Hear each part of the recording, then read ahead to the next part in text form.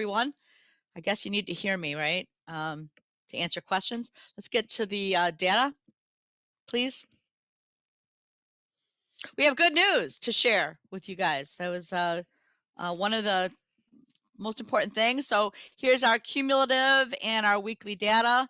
As you can see, we're having less cases, average cases per day, and smaller percent positivity as far as our tests go. We continue to have deaths reported. As we talked about earlier, deaths are a lag measure.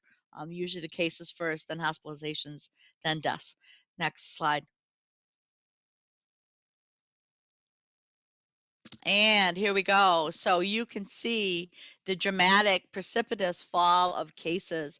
I also want you to notice that where we are now is still at a pretty high level, still at the level we were after at the beginning of the surge at Christmas time. So what we want to do is see this thing continue to come down with fingers crossed that much of the modeling is suggesting we will see that. Next slide. And then this is the modeling. It's a little busy, but the bottom line is you can see that based on almost all the modeling, we'll continue to see some ongoing reduction of cases. Some of the modeling shows a little bit of a plateau or a slight uptick before we come back down, but they're all showing a reduction in cases over the next few weeks. So yay, I'll do a happy dance if I could, but I don't want to mess up the headset. All right, don't want anything to happen so the sound goes out. Next slide.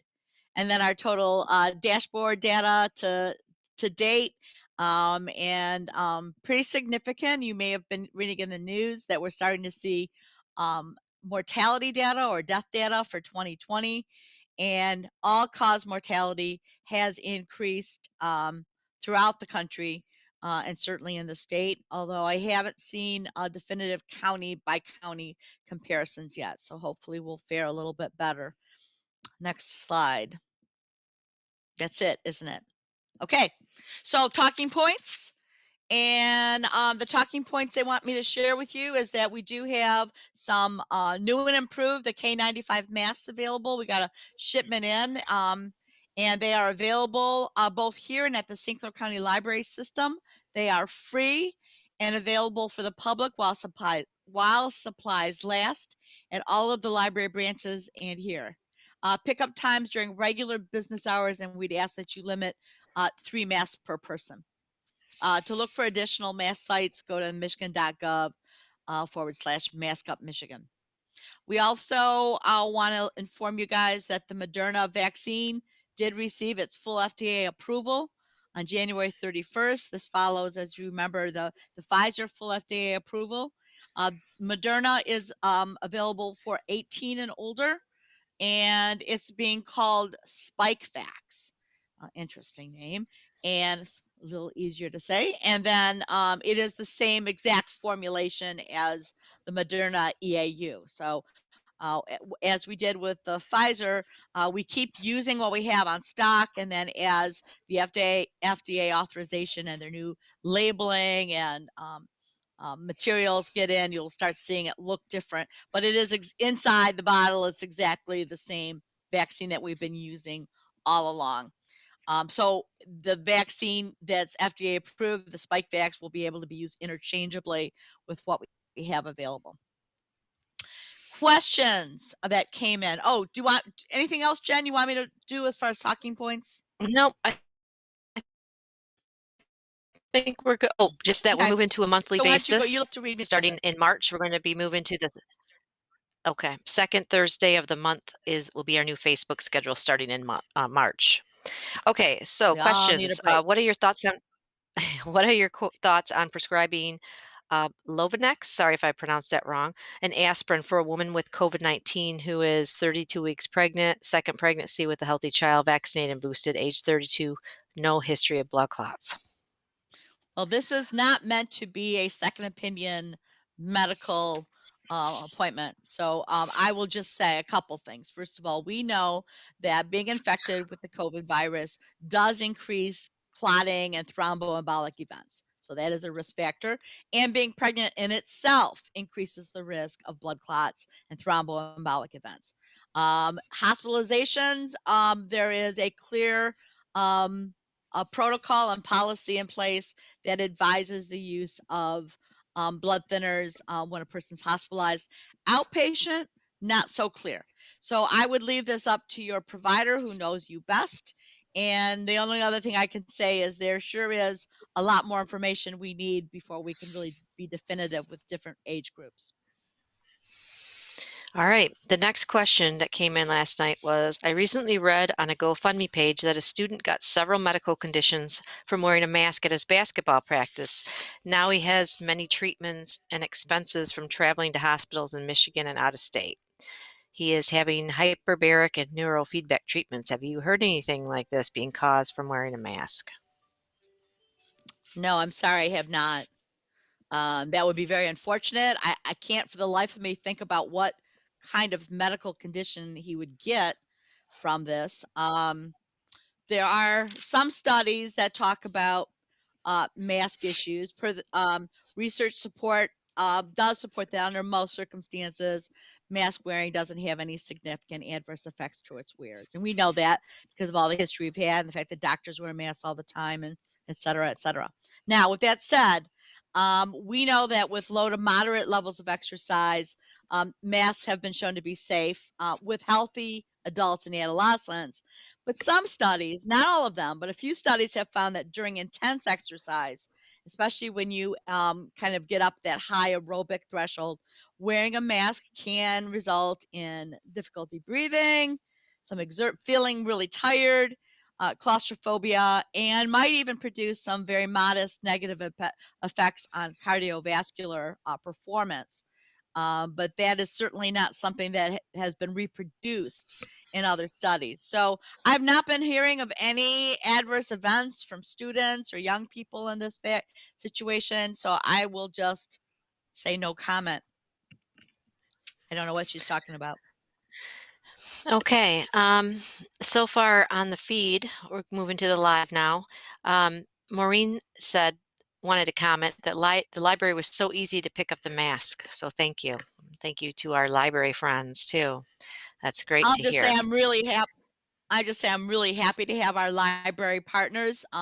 They're just perfectly situated, right? We've got a branch in every part of the community, and we really appreciate them being part of the solution with us.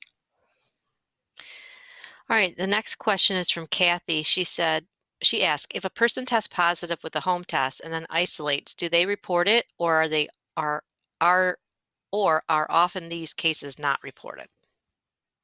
They are often not reported. You can send us, we have the link still on our website where you can do individual reporting and let us know. If you come in and get confirmatory tests, go to a pharmacy and get a confirmatory test anywhere in a lab. If those results are positive, they'll end up in our system. But I would say the vast majority of home tests are unreported, and that's okay because we really already know we've got a problem with this, and we have enough surveillance to know when things are going to be going up or down, or when we're getting into different transmission situations. So the important thing when you do a home test is for you to know what to do. And that information is readily available on our website, but it's pretty straightforward. If you're positive, you isolate a minimum of 5 days with 5 more days with the mask if you go out. And if you can't mask, 10 days. And the quarantine guidance, those who've been exposed to you, are also available on our website. Those also have some variabilities based on how long a person's been near you and what your job is. It's going in and out. I keep getting Yeah, frozen, by the way, I can hear you but now. I guess it's the best we can do. You can hear me though. Okay. Yep. Next question. Next question's from Sue. She asked, aren't the N95 mask respirators, don't they need to be fitted to each person? Are these dangerous if not worn right? No, they're not dangerous if they're not worn right. They're just not as good. Each level of a mask provides better and better protection against this outside threat, right? So the KN95s are not fitted. They still provide better protection than a surgical mask, which provides better protection than a cloth mask, which provides better protection than no mask. Okay, so it's just a gradient. But they're certainly not dangerous. The reason why healthcare providers and certain occupational people need to have them fitted is to be sure that they have the maximum ability to protect the wearer. Okay, the next comment was from Bonnie. She said, kudos to the health clinic on SC4 campus. The staff are amazing. Thank you, Bonnie. Okay, the next question is from Maureen. She asked, is it true or not about the home testing being inaccurate if they freeze in your mailbox? If they freeze in your mailbox, that's a very good question. I would imagine that freezing probably would reduce the reliability. I have to check on that. Let me check on that. Here's the thing though, what will happen is they'll be falsely negative. Okay, so if you get a test that's negative and you feel really sick, or you know you've had an exposure, and it's important that you do another test or go get a confirmatory test. I mean, the idea that these tests are always going to be right is just not realistic. The point is, though, that they're readily available so we can use them as often as necessary, that we can use them a lot to get a better handle on things. I'll check on the freezing thing. I would think if they're frozen, that would have an impact on them. I would think, but let me check on that. All right, the next question is from Nikki. She asked, if I was vaxxed and not boosted, had monoclonal antibodies, not the one for Omicron, because I had Omicron, when should I get boosted and which one? Vaxxed, not boosted. If you received monoclonal antibodies, you need to wait 90 days until you get your booster shot. So 90 days from your infusion. And that's because we think that there may be interference with the monoclonals. They circulate that long, and it may interfere with the effectiveness of your booster. And it has nothing to do with whether you had Omicron or not, other than right now, if you got Omicron, chances are your natural immunity probably boosted you pretty well against that particular variant, if that's the one that continues to circulate. And she wondered which shot should she get? You should get an mRNA booster. They work better. So the Pfizer or Moderna. Okay. If you can. I do not see any other questions. Elise, I'm just going to ask Elise, am I missing anything? Nope, that's it. Okay. So we have no other questions, Doc. So I don't know if you want to end or. I just want to say that thoughts? it's exciting, really exciting to watch the spike come down. It's been a long winter in holiday season, watching things just ramp up and get bad. So let's keep your guard up, keep your masks on, do your testing if you feel you're sick. But let's all say a little prayer that we'll see this come down and stay down for a little while so we can get a little handle on our lives and our well-being. Good time to take a deep breath and be grateful and move forward with some positive things in your life. Thank you, everybody, and we'll be back on a monthly basis. And if things heat up and we need to come back weekly, we'll just do that. But right now, I think monthly should answer everybody's questions.